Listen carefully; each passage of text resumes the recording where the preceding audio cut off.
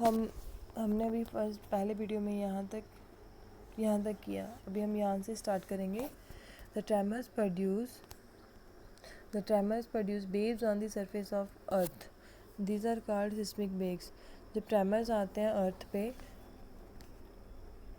इस पिक्चर की तरफ देखना है आपने। जब ट्रेमर्स आते हैं अर्थ पे तो अर्थ में इस तरह की वेव्स बनती हैं, ठीक है, जैसे इन्होंने पिक्चर में दिखाई हुई। इस तरह की अर्थ पे वेव्स बनती हैं। इन वेव्स को क्या बोलते हैं? Seismic waves. The waves are recorded by an instrument called the seismograph. इन वेव्स को एक इंस्ट्रूमेंट बनाया गया, हमारे पास है ये इंस्ट्रूमेंट, यहाँ पे दिखाया हुआ है। ये क्या बोलते हैं उसको? सिस्मोग्राफ। इन वेव्स को कौन रिकॉर्ड करता है? सिस्मोग्राफ रिकॉर्ड करता है। हमारे पास एक इंस्ट्रूमेंट है। तो जब अर्थ ट्रेमर्स आने की वजह से अर्थ पे वेव्स आती हैं, वेव्स प्रोड्यूस होती हैं, तो इन वेव्स को हमारे पास एक इंस्ट्रूमेंट है, सिस्मोग्राफ कहते हैं उसको। ये मैंने पिक्चर में टिक किया। तो इस पे हम उस वेव्स को रिकॉर्ड कर सकते हैं। The instrument simply a vibrating rod or a pendulum which starts vibrating when tremors occur। ये इंस्ट्रूमेंट बहुत ही सिंपल होता है। इसके साथ क्या लगी होती है? एक वाइब्रेटिंग रॉड लगी होती है, ठीक है। इसके पार्ट स्टडी कर सकते हो आप। जैसे यहाँ पे लिखा हुआ है ना, पेंडुलम बॉब, और नीचे क्या लगा हुआ है? Rotating drum. जैसे ही अर्थक्वेक आएगा, वेव्स की वजह से ये जो पेंडुलम है ये मूव करना शुरू कर देगा। इसके नीचे लगा होता है पेन, ठीक है। इस ड्रम के ऊपर लगाया होता है पेपर। तो जैसे ही वेव्स आएंगी तो ये पेन मूव करना स्टार्ट कर देगा। इस ग्राफ पेपर पे क्या बनती जाएंगी? वेव्स बनती जाएंगी। जैसे अभी आपको दिखाई दे रही है ना लाइंस, इस तरह की आपको क्या दिखाई देंगी? वेव्स दिखाई देंगी। फिर इसको स्टडी कौन करता है? साइंटिस्ट स्टडी करते हैं। फिर उनको पता चलता है कि कितनी हाई लेवल की वेव्स आई और कितना जो स्ट्रॉन्ग था वो अर्थक्वेक आया था, ठीक है। लेकिन ये वो पता कब कर सकते हैं? आने के बाद।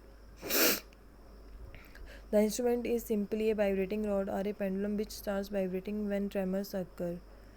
A pen is attached to the vibrating system. उसके नीचे क्या लगाया होता है? एक पेन लगाया होता है।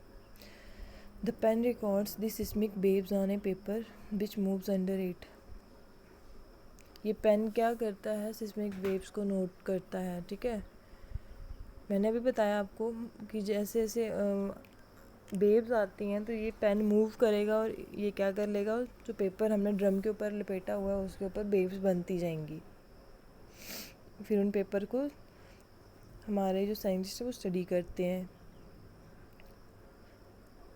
By studying these waves, scientists can construct a complete map of the earthquake। समझ आ गया? यही बताया ना मैंने आपको कि फिर इन वेव्स को हमारे साइंटिस्ट स्टडी करते हैं। फिर वो बताते हैं कि कितना डिस्ट्रक्टिव अर्थक्वेक आया था।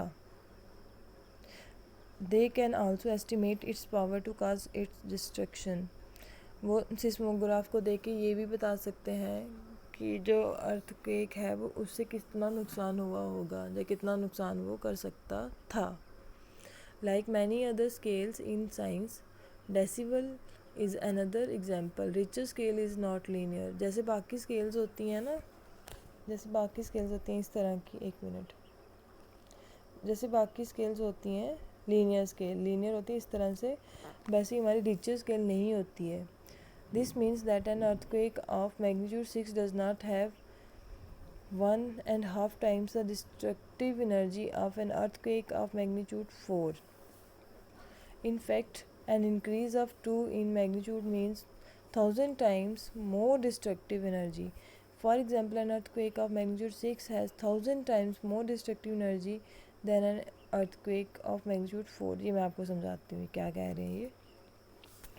अब ये कह रहे हैं कि देखने में तो जो हमारा ये टेबल है, ये सॉरी टेबल नहीं, स्केल है, जो रिचर स्केल है वो इस तरह से होती है ना, 0 to 2। इस रिचर स्केल के बारे में मैं आपको बता दूंगी, ठीक है। मैं इसके बारे में आपको जो नोट्स दूंगी ना PDF, उस पर बता दूंगी कि क्या होती है रिचर स्केल, कैसे इसके ऊपर बनाए होते हैं रिचर। इस तरह से होते हैं 4 to 6, 6 to 8। 0 to 2 वाला जो होता है वो क्या होता है उसके बारे में हमें नहीं पता चलता। उसके आगे हम लिखेंगे अननोटिसेबल, हमें उसके बारे में पता नहीं चलता। 2 to 4 के बीच जब हमारा अर्थक्वेक आता है तो उसके बारे में थोड़ा थोड़ा पता चलता है। लेकिन 4 से 6 ये वाले लास्ट वाले दोनों कैसे होते हैं, ये हाईएस्ट डिस्ट्रक्टिव वाले होते हैं, सबसे ज़्यादा वाला तो ये वाला होता है। इससे भी डिस्ट्रक्शन होती है लेकिन इतनी ज़्यादा नहीं होती है, ठीक है। अब इन्होंने आपको ये बताया कि सिर्फ एक पॉइंट से ही क्या होता है, जैसे 2 से आप 4 पे आए तो तभी कितना नुकसान होता है हमें, 1000 गुना ज़्यादा नुकसान होता है इस वाले से, ऊपर वाले से। ये कह रहे थे कि अगर 2 to 4 के बीच अर्थक्वेक आया है तो उससे ज़्यादा नुकसान किसको होगा, जब 4 to 6 के बीच अर्थक्वेक आएगा, ठीक है। समझ आ गया होगा आपको। ये कह रहे थे कि मतलब उससे 1000 गुना ज़्यादा नुकसान होता है जहाँ डिस्ट्रक्टिव अर्थक्वेक आता है, अगर हमारा थोड़ा भी एक पॉइंट का भी मैग्नीट्यूड अर्थक्वेक का बढ़ जाता है तो, ठीक है। प्रोटेक्शन अगेंस्ट अर्थक्वेक से बचने के लिए हमने क्या करना है, we know from the earlier pages that earthquake can not be predicted. हमने पीछे क्या सीखा कि अर्थक्वेक को हम प्रेडिक्ट नहीं कर सकते हैं, हम उनके बारे में पता नहीं कर सकते हैं। We have also seen that they can be highly destructive. हमने ये भी देखा कि अर्थक्वेक बहुत ही डिस्ट्रक्टिव फिनोमिनाज होते हैं। डिस्ट्रक्टिव मतलब बहुत ही नुकसान होता है इनसे हमें। It is therefore important that we take necessary precautions to protect our self all the time. तो हमारे लिए ज़रूरी है कि हम हर टाइम क्या करें, हम हर टाइम जो भी प्रिकॉशंस हैं अर्थक्वेक से बचने के लिए वो लेते रहें। People living in seismic zones where the earthquakes are more likely to occur have to be specially prepared.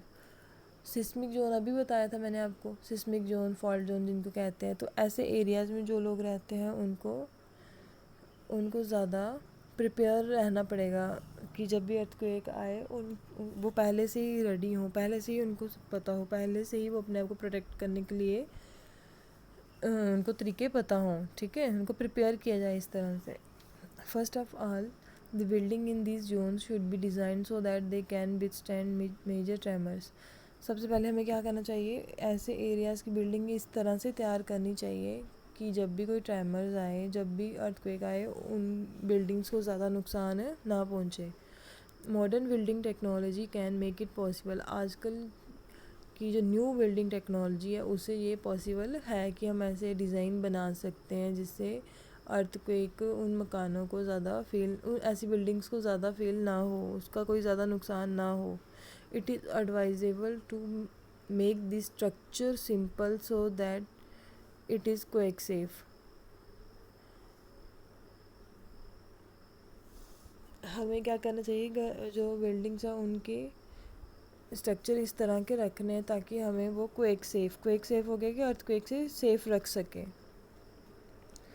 Consult qualified architects and structural engineers. क्या करना चाहिए हमें, अच्छे जो क्वालिफाइड आर्किटेक्ट्स हैं उनसे अपनी बिल्डिंग्स के मैप रेडी करवाने चाहिए, ठीक है। इंजीनियरिंग से कंसल्ट करना चाहिए पहले कि हमारा घर का डिज़ाइन कैसा हो कि ताकि उसको अर्थक्वेक से ज़्यादा नुकसान ना हो। इन highly seismic areas the use of mud or timber is better than the heavy construction material. Keep roofs as light as possible. In case the structure falls, the damage will not be heavy. जो seismic zone वाले area हैं वहाँ पे उन घरों की जो छतें हैं वो लाइट होनी चाहिए, हैवी नहीं होनी चाहिए, ठीक है। मड या इसकी टिम्बर की नहीं बनी चाहिए, लाइट होनी चाहिए। In case the structure fast, ताकि अगर वो छत गिर भी जाती है तो ज़्यादा नुकसान ना हो। It is better if the cupboards and shelfs are fix to the walls so that they do not fall easily. और कोशिश करनी चाहिए ऐसे एरियाज़ में जो कपबोर्ड है, अलमारियाँ हैं, अलमीरा या शेल्फ्स हैं वो दीवार के साथ फिक्स होनी चाहिए, ठीक है, ताकि वो जब अर्थक्वेक आए तो वो आगे पीछे मूव ना करे और गिरे ना। अगर जब अर्थक्वेक आता है तो वो अचानक से गिर जाती है और उसके आसपास जो भी लोग होंगे, जो भी कोई खड़ा होगा उसके पास, तो वो उसके नीचे आ सकता है। Be careful where you hang wall clocks, photo frames, water heater etcetera, so that in the event of an earthquake they do not fall on people. जो वॉल क्लॉक है, जब आप उनके पास खड़े होते हैं ध्यान से खड़े रहना है, फ़ोटो फ्रेम के पास ध्यान से खड़े रहना है, वाटर हीटर और भी इनकी जैसी चीज़ों के पास आपने ध्यान से खड़े रहना है ताकि जब अचानक से अर्थक्वेक आ जाए तो ये आपके ऊपर ना गिरे, इनसे आपको कोई नुकसान ना हो। Since some buildings may catch fire due to an earthquake, कुछ बिल्डिंग्स जो है अर्थक्वेक की वजह से उनको आग ही लग जाती है, आग पकड़ लेती हैं कुछ buildings. It is necessary that all buildings specially tall buildings have fire fighting equipments in working order.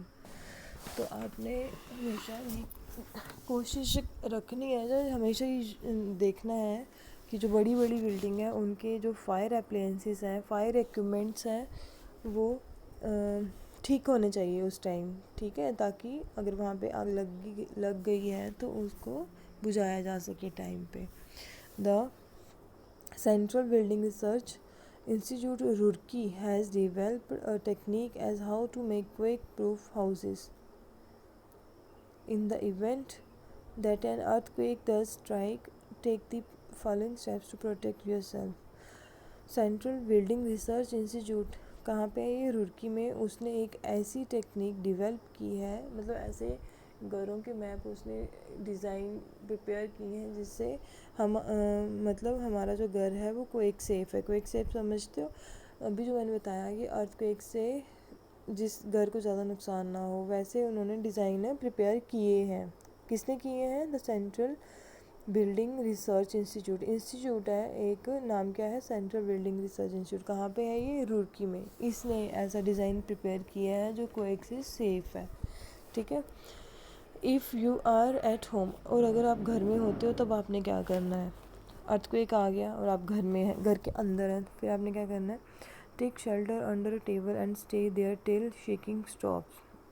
आपने एक टेबल के नीचे बैठ जाना है और जब तक ये शेकिंग रुकती नहीं तब तक आपने उसके नीचे से निकलना नहीं है, ठीक है। क्यों ऐसे करना है? कि अगर कोई भारी चीज़ गिरती भी है उसके ऊपर तो आप कम से कम बच जाओ। Stay away from tall and heavy objects that may fall on you. बड़ी बड़ी चीज़ों से और हैवी चीज़ों से थोड़ा दूर हो जाना है। If you are in bed do not get up, protect your head with pillow. अगर आप बेड पे लेटे हो तो उठना नहीं है, अपने हेड को पिल्लो से प्रोटेक्ट करना है, ठीक है, कि हमारे हेड पे कोई भी भारी चीज़ ना गिरे जिससे हमें कोई नुकसान ना हो जाए। Second, if you are at outdoor हो गया कि अगर आप घर में नहीं हो, घर से बाहर कहीं गए हो, फिर क्या करना है आपने? Find a clear spot away from the buildings, trees and overhead power lines drop to the ground.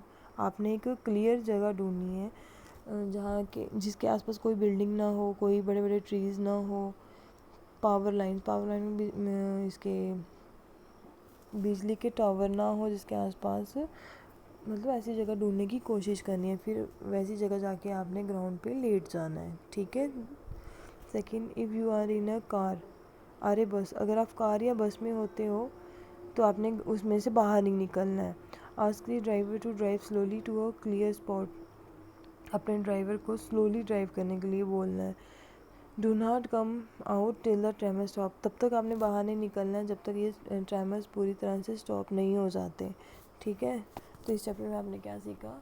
Lightning के बारे में सीखा और अर्थक्वेक के बारे में सीखा कि लाइटनिंग जब आती है तो क्या नुकसान होता है, कैसे उससे अपने आप को प्रोटेक्ट कर सकते हैं। अर्थक्वेक जब आता है